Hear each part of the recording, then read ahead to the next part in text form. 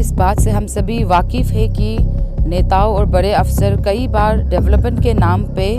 आश्वासन तो दे देते हैं, लेकिन डेवलपमेंट के नाम पे बदलाव भी हमें कई बार कम देखने को मिलता है।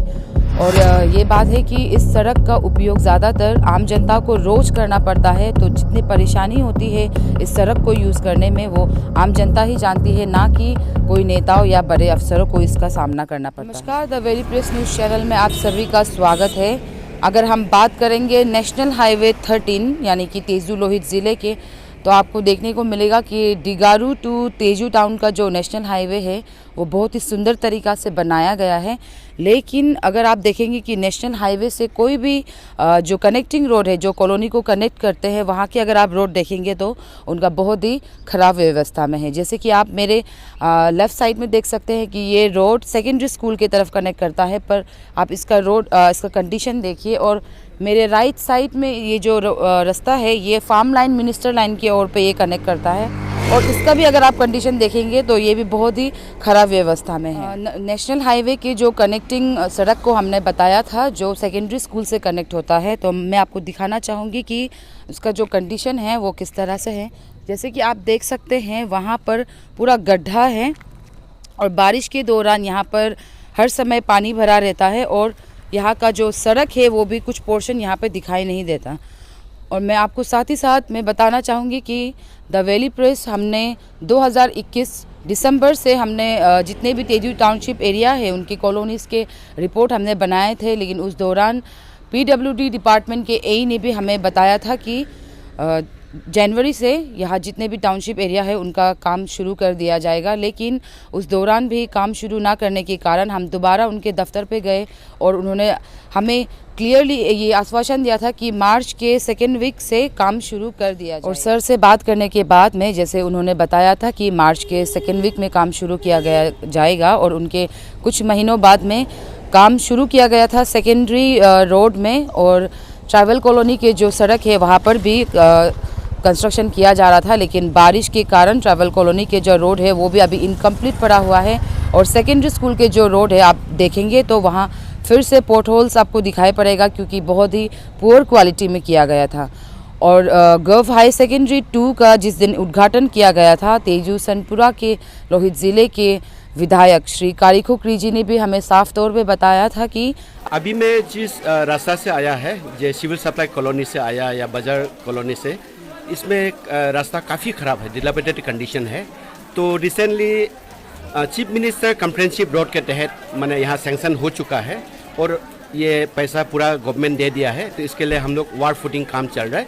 ड्यू टू मानसून सीजन, अभी बारिश का समय है, इसके लिए हम लोग काम रुका हुआ है। साथ साथ यहाँ में CC रोड्स जो लास्ट 2011-12 में सैंक्शन हुआ था, अभी फिर उसको मैंने रिवाइव किया है। मोर देन 25 करोड़ इस बार फिर एलोकेशन दिया। तो मैं उम्मीद करता हूँ कि ये जो डिलापिडेटेड कंडीशंस जो रोड है वो भी पूरा हो जाएगा। अक्टूबर 2022 से जितने भी कॉलोनी से उनका कंस्ट्रक्शन शुरू किया जाएगा, लेकिन अगर आप देखेंगे तो अब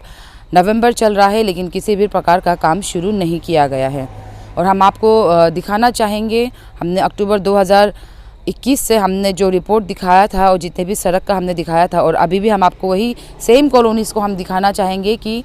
किस तरह से वहाँ पे काम किया गया है, किस तरह के चेंजेस आए हैं।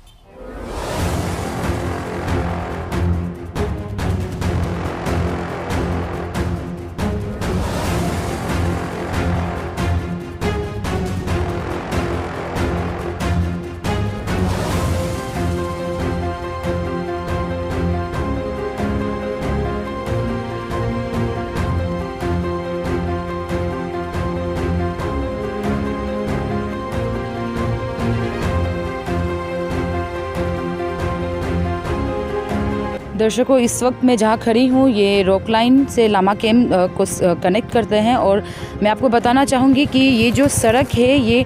आप कह सकते हैं काफ़ी सालों से हमने जितने भी यहाँ पे सड़क देखा है तेजू टाउनशिप के अंदर,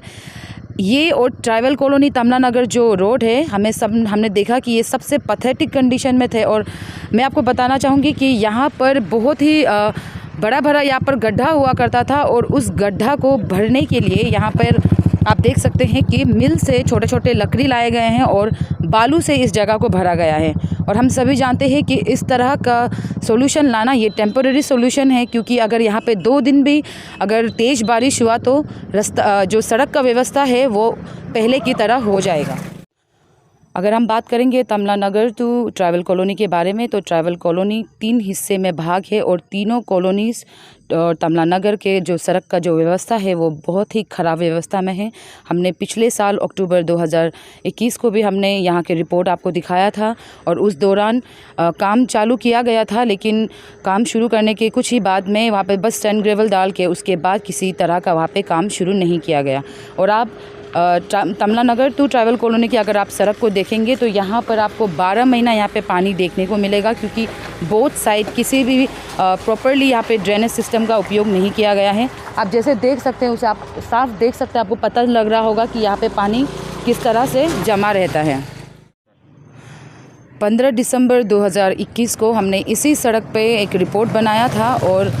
उस दौरान कई सारे यहाँ के जो रेसिडेंट हैं उन्होंने बताया था कि इस सड़क पे मोस्टली एक्सीडेंट यहाँ पे होता है, क्योंकि यहाँ पे आप जो देख रहे हैं ये जो यहाँ पे गड्ढा है, यहाँ पे पानी भरने के कारण वो भी समर के दौरान पे यहाँ मोस्टली एक्सीडेंट हुआ जाता है, क्योंकि पानी भरने के कारण ये सड़क जो है दिखाई नहीं देता। और 15 दिसंबर 2021 और अब 15 दिसंबर 2022 होने को जा रहा है,